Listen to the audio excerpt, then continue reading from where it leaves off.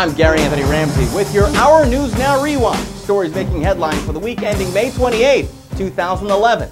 Our top stories include Barack Obama lays out his Mideast peace philosophy and is quickly blasted by critics. Tornadoes ravage the Midwest, killing hundreds of people in Missouri and Minnesota. Bishop Eddie Long settles a sex suit with 4 men who say they were abused by the pastor. Ebola makes a deadly return to Africa.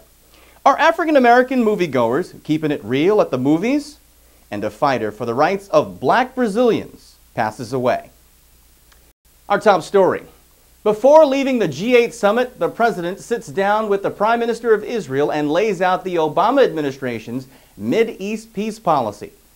Barack Obama met with Benjamin Netanyahu at the White House to talk about restarting the stalled peace process, but the talks seemed to create more disagreement than unity. We believe the borders of Israel and Palestine should be based on the 1967 lines with mutually agreed swaps, so that secure and recognized borders are established for both states. Netanyahu rejected the proposal as, quote, indefensible. Some Republicans were also very vocal about criticizing the president, even though the Bush administration made the same recommendation.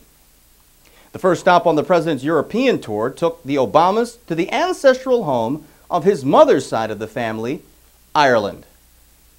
But it was back to business at the G8 summit, where Western countries discussed Europe's tremendous debt, long-term military alliances, and aid to emerging Middle East democracies.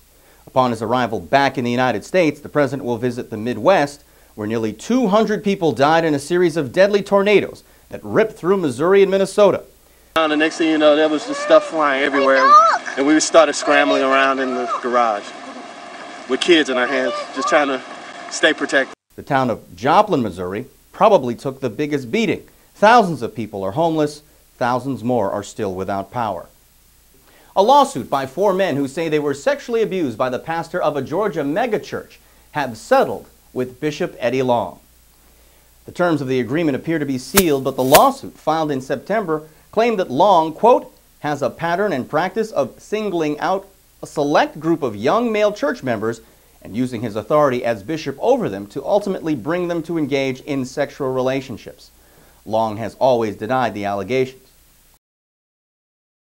New figures from the Labor Department show that black teens are probably bearing the biggest brunt of the roller coaster economy.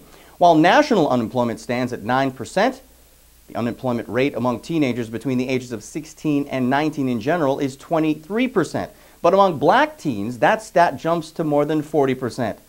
Analysts go on to say these numbers are from a group that is the least likely to get employment due to racism, location, and education.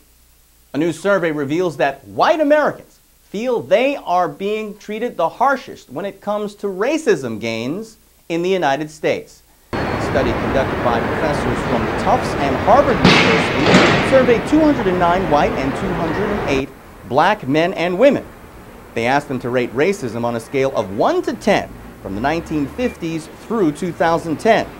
For the 2000s, 11% of whites gave anti-white bias a maximum of 10 out of 10 rating, compared to only 2% of whites who did so for anti-black bias. Whites believe that discrimination against them had increased an average of 1.8 on a scale of 1 to 10 in the 1950s and 4.7 out of 10 in 2000s. The results are published in the May issue of Perspectives on Psychological Science. For a more complete look at the survey's questions and the results, go to the bottom of the webpage and click your way through. In your Our News Now World Wrap, a deadly disease has killed 1 person but has millions holding their breath as the Ebola virus returns to Africa. The virus, which attacks the body's blood vessels, first emerged in Africa in 1976 and has a mortality rate of between 70 and 90%. The most recent outbreak in 2008 killed 38 people, but a 2004 outbreak killed more than 200, and one in the Congo the year before killed more than 400.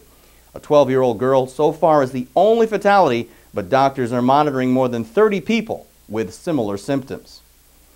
In the Sudan, a now split country could be on the brink of war once again after northern troops storm and take a border town that is rich with oil and fertile for grazing stock. Troops from Sudan chased away troops from the newly emancipated South Sudan in the town of Abyei. Northern leader Omar al-Bashir has vowed to keep the town, ignoring warnings from the United Nations. Sudanese residents recently approved a secession referendum that split the country in two and created South Sudan. If anybody thinks that SPLA and the government of Southern Sudan are going to retaliate by attacking Abyei or attacking anywhere in Sudan, we are not going to do it. More than 150,000 people have fled the area. In South Africa, Nelson Mandela makes a surprise visit to his childhood village. The 92-year-old former president flew to Qunu from Johannesburg with a full medical team. The Nobel Peace Prize winner has been recovering at his residence in Johannesburg after being treated for an acute respiratory infection earlier this year. He has not appeared at a public engagement since the closing ceremony of the World Cup in Johannesburg in July of 2010. That's your World Wrap. In cultural news, less than a week after a magazine said that black women are less attractive, critics are now blasting a soap campaign they say suggests being whiter is better. The Dove ad features 3 women of various skin tones. Behind them is a before and after shot of using the soap. The black woman on the left is placed in front of the before sample, and the white woman is located in front of the after example. Dove denied sending any subliminal messages, releasing a statement that said, in part, all 3 women are intended to demonstrate the after product benefit. We do not condone any activity or imagery that intentionally insults any audience. In entertainment news, the new fall shows are revealing their cast, and among them is a new black Charlie's Angel. Annie Elanze plays an ex-cop on the new series. 27-year-old is a veteran of General Hospital. She stars with other relative newcomers, Minka Kelly and Rachel Taylor. The show is executive produced by Charlie's Angels movie star Drew Barrymore. When it comes to movies, are African Americans keeping it real or watching more mainstream than black movies? A new BET poll shows that 81% of the movies seen by African Americans don't prominently feature an African American cast, lead actor, or storyline. The study also revealed that on average, African Americans go to the movies 13.4 times a year compared to 11 times a year for general moviegoers.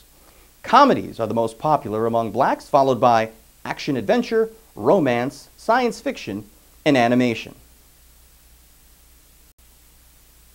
And finally, he was an artist and entertainer, but above all, a fighter for the rights of blacks in Brazil.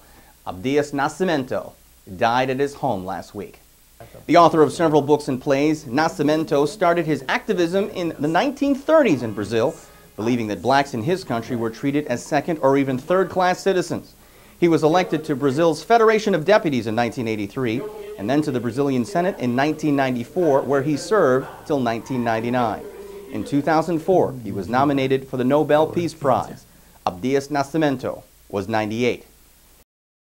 Musician, philosopher, and poet Gil Scott-Heron has died. Born in Chicago in 1949, Scott-Heron is often referred to as the godfather of rap. His pioneering style in the 1970s combined minimalist percussion with poetry. His 1970 classic, The Revolution Will Not Be Televised, was a fierce criticism of the mainstream media and advertising, but it was also a celebration of the power of the mind. The revolution will not be televised. The revolution will not be brought to you by Xerox in 4 parts without commercial interruptions.